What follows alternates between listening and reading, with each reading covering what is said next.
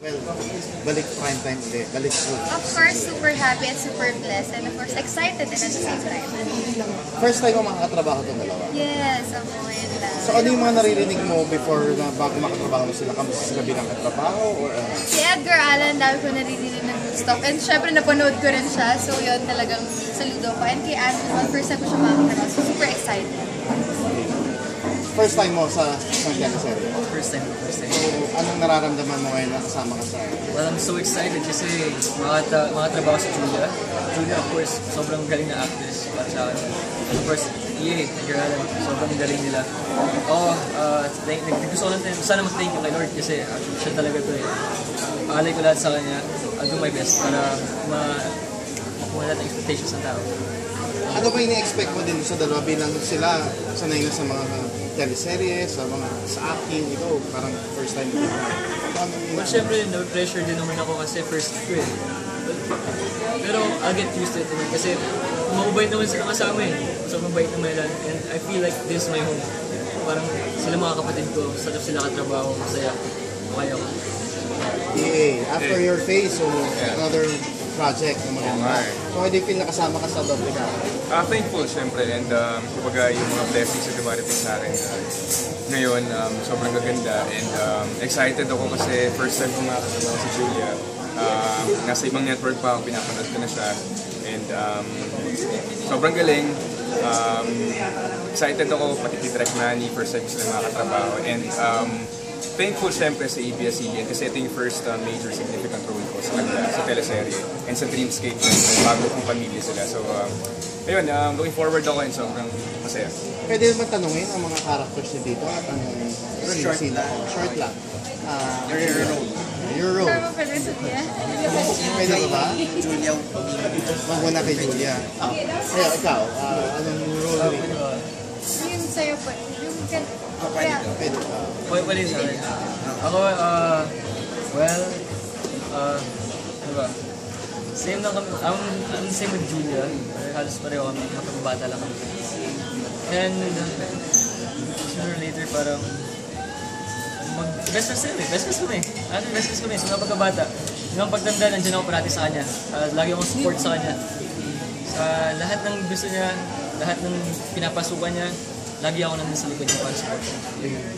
EA. Played the role of Edward. Si Edward ay isang mayabang, medyo mayabang and galing siya sa pamilya na galit siya sa tatay niya and mahal naman niya yung nanay niya. So nanay niya laging kasama niya, galit siya sa tatay, gusto niya maalis niya sa pangalan ng tatay niya. So one time makikilala niya si Julia and doon magsisimula yung pagkakaibigan nila hanggang sa magkaroon ng problema or maging dahilan siya ng magkapatid. And ayun, magkakamabutihan si Edward and yung character ni Julia. So, ayun.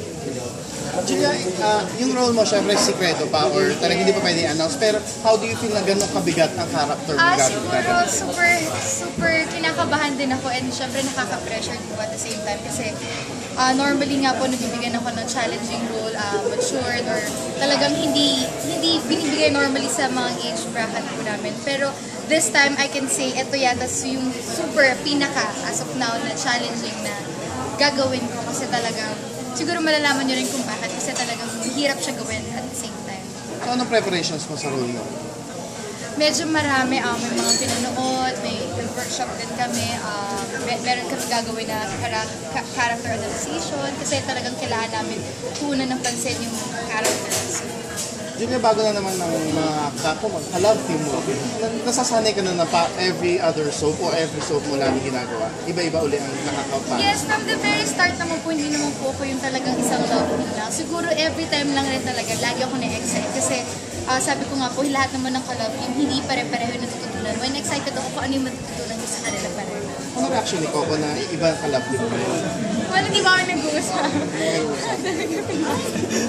Pero sa isang interview na sabi ni Coco na willing siya maghintay sa'yo, alam mo naman daw yun na talagang special ikaw sa kanya. Ano reaction mo? Shock ako. Happy. Pero kung kayo ngayon, are you still seeing each other after ng once upon a time? Yes, may mga event nakikita kami and yung communication naman nandun pa rin naman. Okay. natin. Invite natin lahat sa abangan ng Doble Cara. Ayan mga kapamilya, abangan niyo po ang bagong handog po sa inyo ng Dreamscape Doble Cara. Guys, kabang-abang po itong bagong teleserye namin. Sana subaybayan niyo po pag labas po niya. And maraming salamat.